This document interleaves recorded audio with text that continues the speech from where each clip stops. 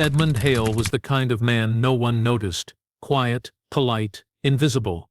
But behind his calm smile and spotless uniform, he carried a secret so horrifying it would turn the peaceful town of Greystone into Britain's darkest nightmare. For years he worked beneath everyone's gaze, walking the same streets, greeting the same neighbors while hiding the remains of 11 missing souls beneath his shed. This is the story of the killer the world forgot, the man Britain remembers but America never knew. Please subscribe for daily new update of crime story, and watch till end. In the heart of northern England lay the quiet town of Greystone, a place that seemed untouched by time.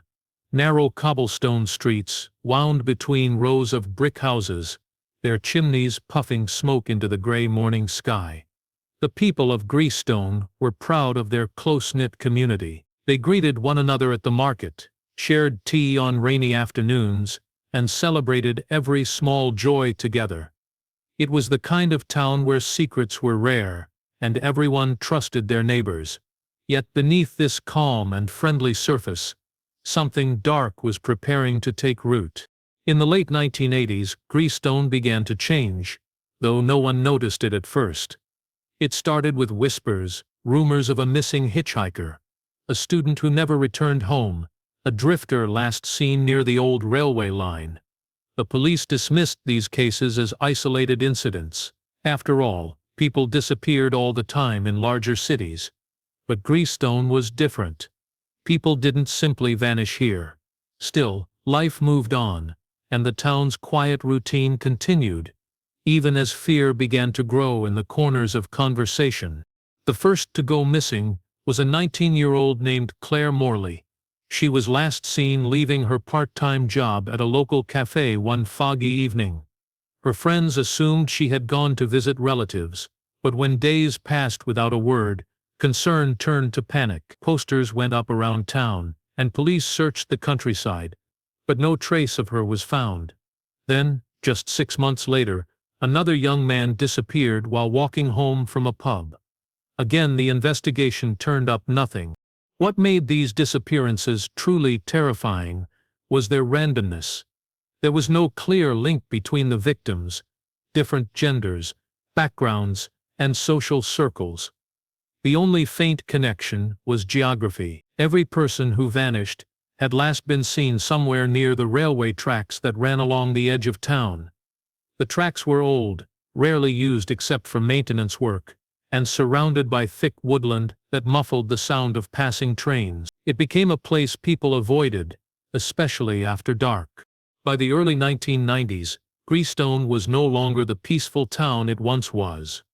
Parents warned their children not to go out alone, shops closed earlier. Local pubs, once filled with laughter, grew quiet.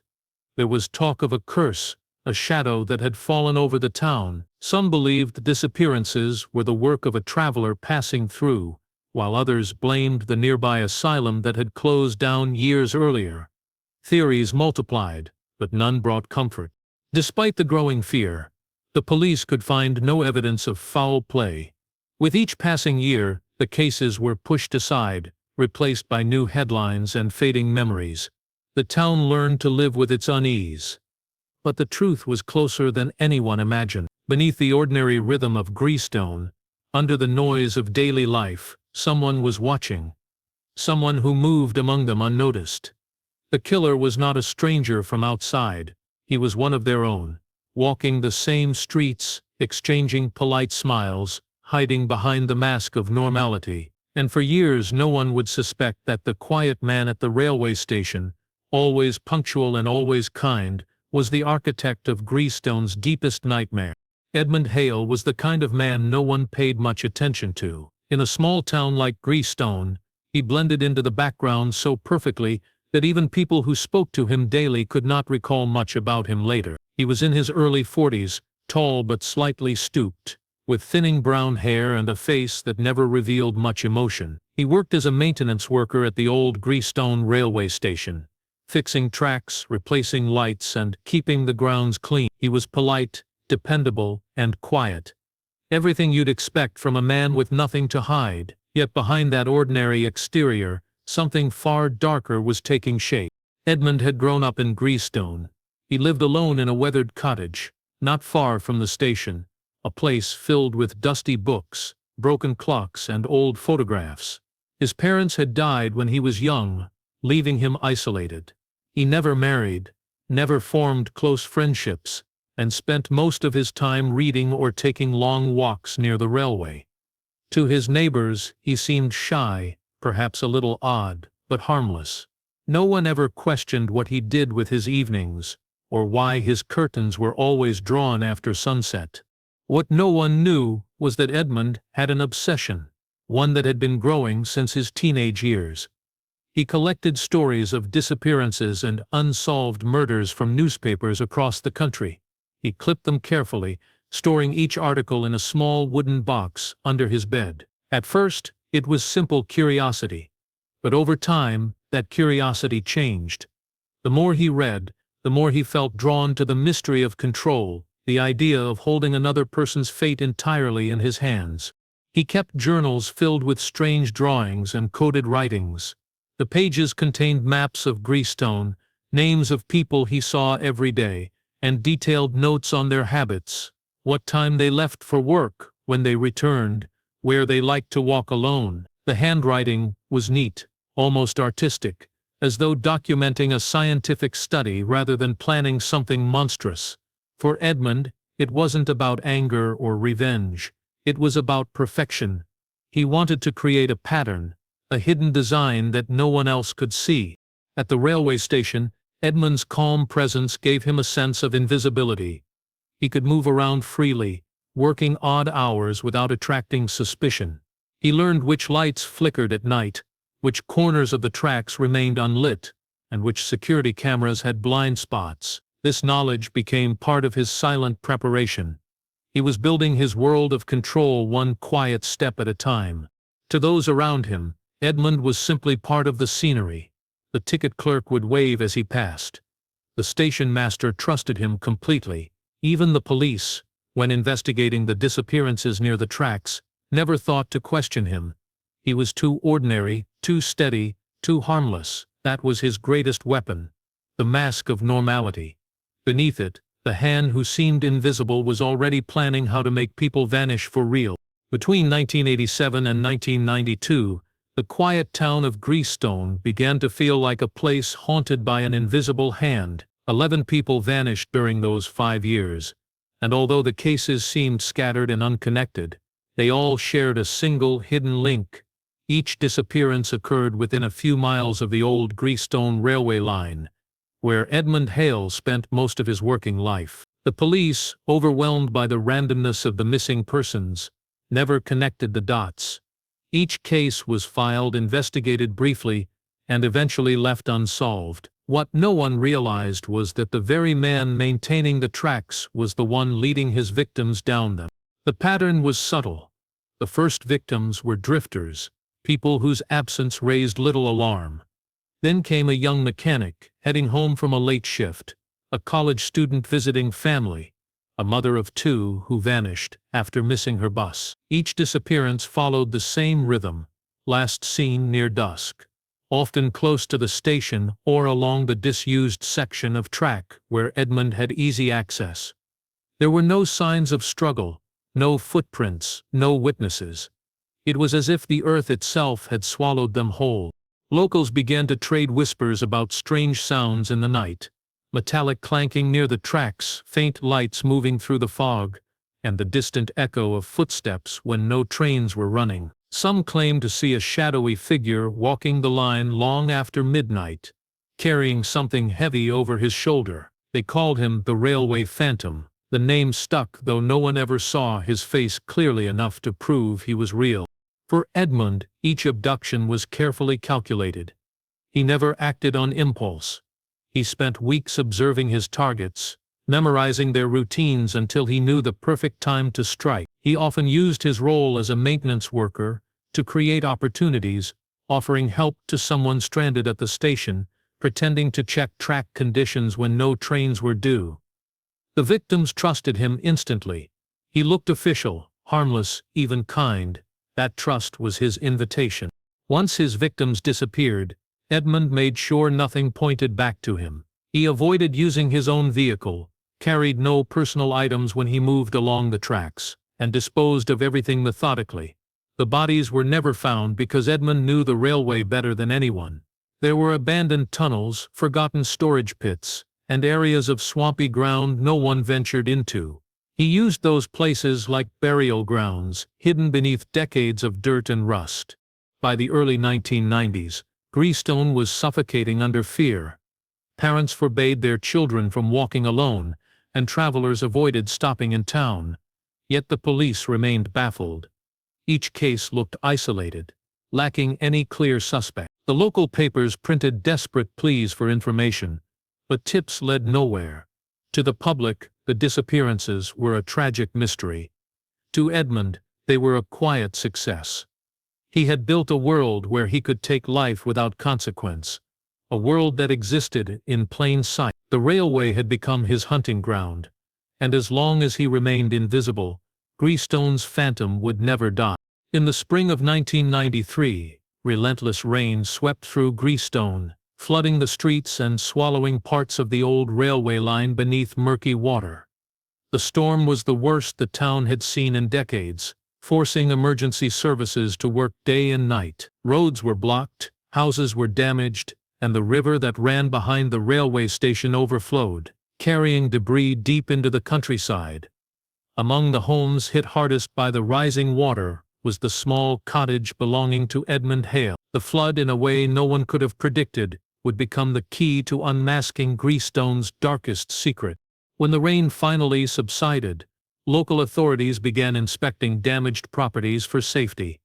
Edmund's home sat at the edge of the flood zone, near the tracks where water had carved deep trenches into the earth. A maintenance crew arrived to assess the structure and check for possible collapse. Edmund wasn't home at the time. The front door was unlocked, and inside the place seemed strangely untouched by the chaos outside. Neat, quiet, almost sterile. But when one of the workers stepped into the shed at the back of the house, something unusual caught his eye. Beneath a loose wooden board was a small metal latch, half hidden under mud. Curiosity turned to dread as the man lifted it, revealing a trapdoor leading into the ground. What they found below would forever change Greystone. The hidden cellar stretched deep under the shed, built from old railway materials, iron beams, rotting planks, and concrete slabs that matched the station's foundations. The air was damp and heavy, carrying a faint smell of decay. A single bulb hung from the ceiling, still flickering weakly despite the flooding. Along the walls were shelves stacked with glass jars, each containing something different. Jewelry, buttons, scraps of clothing, even small locks of hair sealed inside. On one side, a wooden table was covered in neatly arranged photographs, newspaper clippings, and handwritten notes. Every clipping was about a missing person from Greystone or nearby towns. There were also personal items, wallets, watches, and identification cards belonging to the missing. Some were stained and rusted, others perfectly preserved. One photograph showed a smiling young woman holding a coffee cup, the same woman who had vanished from the cafe years earlier. It was clear now that this was not just a hiding place but a shrine, a private archive of Edmund's obsessions and crimes. Investigators rushed to the scene, sealing off the property. Forensic teams combed through every inch of the cellar, collecting evidence that tied Edmund directly to the disappearances. Beneath the floorboards, they found traces of blood, old ropes, and metal restraints. The realization hit like a wave. This was where his victims had been held. Each object, each note, was a piece of a puzzle no one had been able to solve for years. When Edmund returned home that evening, he found his house surrounded by police. The man who had lived unnoticed for decades watched silently as officers carried boxes of evidence from his hidden chamber. He didn't resist or plead. He simply stared at the ground, as if the secret he had guarded so carefully had finally been set free by the flood he couldn't control. As investigators sifted through the chilling contents of Edmund Hale's cellar, a horrifying pattern began to unfold. Every item, every scrap of paper, pointed to a level of planning and precision that chilled even the most experienced detectives. This was no impulsive killer. Edmund had built an entire system, a ritual of control and domination. He treated each life he took not as a crime, but as a carefully constructed performance. What lay before the authorities was not just evidence of murder, but evidence of obsession. Forensic teams catalogued everything. Dozens of notebooks were discovered, each one filled with tidy, organized handwriting. At first glance, the words seemed like random thoughts, but when decoded, they revealed a timeline of every disappearance. Each entry described not the acts themselves, but the emotions Edmund experienced while committing them. He wrote about the silence before fear, the stillness of surrender, and the beauty of disappearance. The language was disturbingly calm, almost poetic. It became clear that Edmund saw his victims not as people, but as experiments in control, moments to be recorded and remembered. Among the most disturbing discoveries were a series of sketches. They depicted figures lying in unnatural poses, sometimes surrounded by railway symbols or train components. Forensic psychologists later noted how these drawings mirrored his need to dominate movement, to decide who could stay and who would vanish. Just like trains coming and going from his station, Edmund had turned his fascination with order and routine into something monstrous, using the railway's structure as a metaphor for his own sense of power. The cellar also revealed signs of the suffering his victims endured. Fragments of restraints, medical equipment, and traces of blood were found in corners of the room. Experts concluded that Edmund had kept his victims alive for days before killing them. He observed their reactions, recorded their fear, and meticulously documented the process. His motive was neither sexual nor financial. It was psychological. He wanted complete mastery over another human being. He believed that by breaking them, he could understand something deeper about existence itself. Investigators pieced together that Edmund had always been fascinated with death, even from childhood. Old teachers recalled him spending hours dissecting animals or studying decay.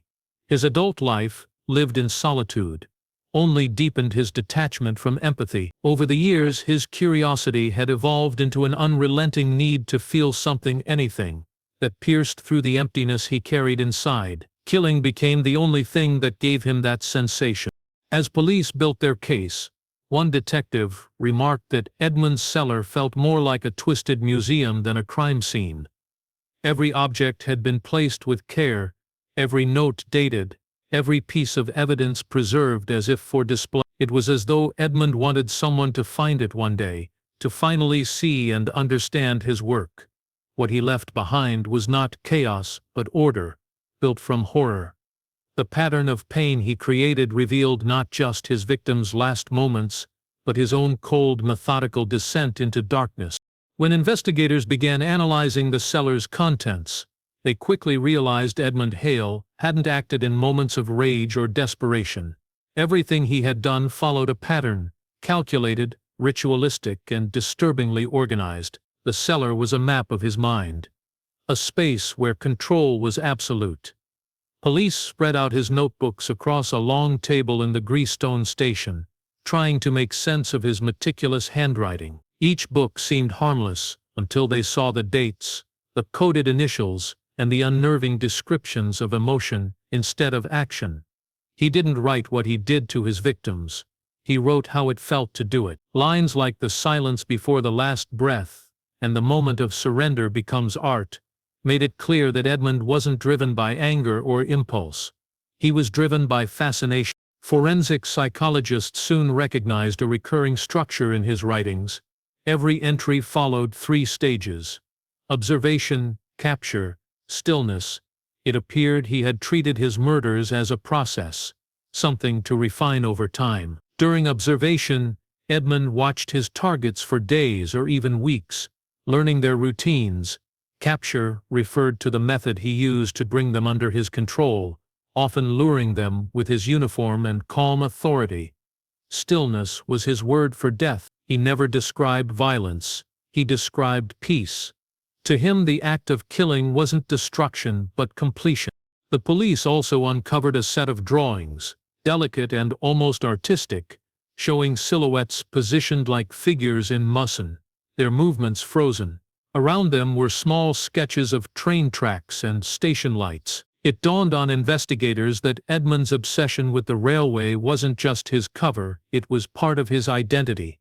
The precision of train schedules, the mechanical regularity, the control of movement, all of it reflected what he craved in life. The railway was a symbol of perfect order, and his killings were his way of imposing that same order on chaos. Beneath the cold logic, though, there was something even more unsettling. Some of Edmund's notes hinted at regret, not for the people he killed, but for losing the purity of the moment. He wrote about wanting to preserve the instant before fear, as if emotion itself was the substance he was chasing. Detectives realized Edmund didn't see himself as evil. He saw himself as an observer, studying life and death with scientific detachment. Among the physical evidence were small fragments of fabric, ropes, and tools showing signs of heavy use. Forensic teams concluded that his victims had been kept alive for varying lengths of time. He watched them break down, studying the progression of fear like a scientist recording data. Yet, even in his madness, Edmund had a system for disposal: careful burial sites near the abandoned railway tunnels, each body placed in a specific position, always facing east. When this information reached the public, the shock was overwhelming. The idea that such cruelty could exist in someone so ordinary shook Greystone to its core. The cellar wasn't just a crime scene, it was a mirror reflecting the cold precision of a man who had turned human suffering into a pattern of control. It revealed the horrifying truth that Edmund Hale had not simply killed for pleasure or anger. He had killed for understanding, believing he was building something that made sense in a world that never did. Edmund Hale's downfall began not through careful police work, but through his own desire to be noticed. For years he had lived in the shadows, taking quiet pride in the fact that no one suspected him. The cellar was his secret masterpiece, the proof of his control over life and death. But as months passed after the flood, the silence surrounding his crimes began to bother him. Newspapers ran brief stories about the discovery of unidentified evidence at a local home, but no names were released. No one spoke of Edmund Hale, the man who had orchestrated the fear that gripped Greystone. His greatest achievement, in his mind, was being ignored. Yet now, that same invisibility began to feel like erasure. The man who once wanted to be unseen began craving acknowledgement. That craving led to his final mistake. One cold evening, 3 weeks after the cellar's discovery, the Greystone Herald received an anonymous envelope. Inside was a short typed message on yellowed paper that read, "Greystone's ghost still walks the tracks. You have not found all that he built." The words seemed like the taunt of a madman, but the tone was too precise to dismiss. Investigators traced the letter's postmark to a nearby village, and within days they found a second message, sent to a national newspaper in London. This time the writer hinted at the locations of forgotten paths beneath iron and stone, a reference the detectives immediately connected to the railway tunnels. The typewriter used for both letters became the key. It was an old model, one of only a few registered for maintenance at the railway depot. Officers cross-referenced employee lists and found that one worker, Edmund Hale, owned the exact same machine, listed in old payroll records. When the police arrived at his cottage with a search warrant, they found the typewriter sitting neatly on his desk, its ribbons still fresh with ink. The match was perfect. The letters had come from him. When Edmund opened the door to the officers, he showed no surprise. He neither resisted nor spoke a word as they read him his rights. His calmness unsettled everyone in the room. At the station, he confessed almost immediately. He detailed the number of victims, the methods he used, and the way he chose them. But what disturbed investigators most was the absence of emotion in his voice. He spoke as though describing routine maintenance at the railway, methodical, factual, detached. He claimed he never sought pleasure in killing, only understanding. He said he wanted to study fear because it was the most honest human expression. During interrogation, Edmund revealed one final truth, that there were more victims buried along sections of track, that had long since been decommissioned. Search teams were sent out, and in the following weeks, shallow graves were uncovered near old tunnels, confirming his claims. The final count reached 11, though some investigators believed there could have been more. Edmund's last act of arrogance, the letters that were meant to preserve his legacy, became the very thing that destroyed him. In the end, his obsession with control was undone by his need to be remembered. The trial of Edmund Hale began in the winter of 1994 at the Old Bailey in London, and it quickly became one of the most disturbing court cases Britain had ever seen. Every seat in the courtroom was filled with reporters, psychologists, and members of the public drawn by morbid curiosity. The man at the center of it all, once a quiet railway worker from a forgotten town, now sat expressionless in the dock, his hands resting calmly on the table as if he were attending a routine meeting rather than facing multiple life sentences for murder. The media dubbed him the Railway Collector, a name that reflected the grim collection of lives and objects he had amassed over the years. From the first day, the prosecution laid out a case built on overwhelming evidence. They presented photographs from the cellar, the notebooks filled with coded writings, and forensic proof linking Edmund to each victim. The jury listened in stunned silence as investigators described how methodically he had planned every abduction, how he documented his actions with chilling precision, and how his victims' belongings had been displayed like trophies. The prosecution painted Edmund as a man without empathy, driven by an obsessive desire to control and preserve moments of fear. Each detail only deepened the horror, showing the extent of his calculated cruelty. When it was the defense's turn, they did not deny the killings. Instead, they argued that Edmund was mentally unwell, incapable of understanding the moral weight of his actions. Psychiatrists testified that he suffered from a form of extreme dissociative disorder, one that made him view human beings as objects within his own private system of order. However, other experts disagreed, claiming he was fully aware of his crimes and unfeigned detachment to justify his behavior. To them, Edmund was not insane. He was perfectly sane and terrifyingly deliberate. Throughout the trial, Edmund rarely spoke. When asked if he regretted what he had done, he simply said, "Regret is a wasted motion." His lack of remorse infuriated the victims' families, many of whom attended every session, hoping for answers that never came. Some left the courtroom in tears, unable to bear the cold, almost scientific way he described his acts. His composure was unbreakable. It was as though he existed behind a glass wall, aware of the chaos he had caused, but untouched by it. The jury took less than 3 hours to deliver their verdict, guilty on all counts. The judge sentenced him to life imprisonment without the possibility of parole, describing him as a danger to humanity itself. Edmund received the sentence without reaction. As guards led him away, he turned once toward the courtroom gallery, not in defiance but in curiosity, as if he were observing their grief the same way he once observed fear in his victims. In prison, Edmund remained as silent and orderly as ever. He refused interviews and spent his days writing letters that no one was allowed to publish. His cell became his new world of control, a confined version of the cellar he once ruled. For the rest of his life, he would remain a figure of fascination and dread, a man whose calm exterior had hidden the darkest instincts imaginable. Decades passed, and the story of Edmund Hale slowly faded from the headlines. The newspapers stopped mentioning his name, documentaries moved on to newer crimes, and his face disappeared from public memory.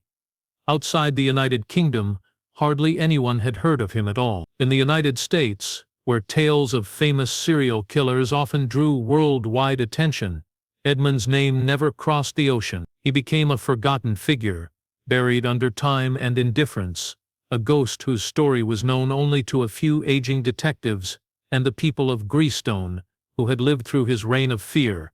Yet in that small town, his shadow never fully disappeared.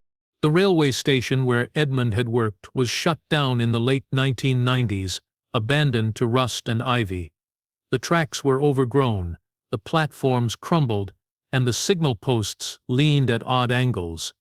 Locals said the place felt cursed, as if the air itself carried the memory of what had happened there. Some refused to go near it, while others, especially teenagers, dared each other to visit the site at night. They would walk along the silent rails, their flashlights trembling, whispering about the railway collector who still roamed the darkness. Most of them didn't truly believe in the stories, but Greystone had learned to live with its legend. For those who remembered the real events, the scars were permanent. Families of the victims never found peace. Many of the bodies were never recovered. Only fragments, leaving loved ones to mourn without closure. Every year, on the anniversary of the first disappearance, a small group gathered near the edge of the old railway line to place flowers and candles. They didn't speak Edmund's name. They said only the names of the lost. The townspeople wanted to reclaim the place, to erase the horror he had brought to their quiet home, but the silence that settled over the station always made them uneasy. In prison, Edmund Hale lived out his days in obscurity. He never sought parole and never granted interviews. Reports described him as calm, polite, and detached.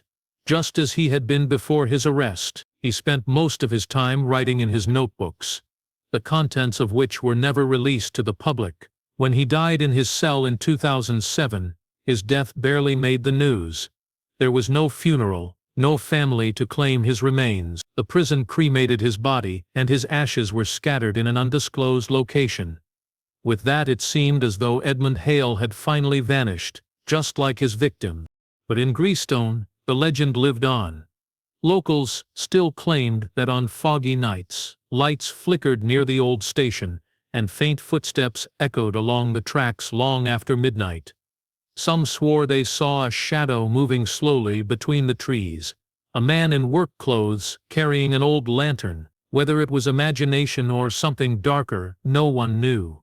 All they understood was that evil leaves an imprint, and some ghosts never stop walking. Edmund Hale might have been forgotten by the world, but in Greystone, his name was carved into the silence forever, a reminder that monsters don't always hide in darkness. Sometimes they walk among us, unseen in plain daylight.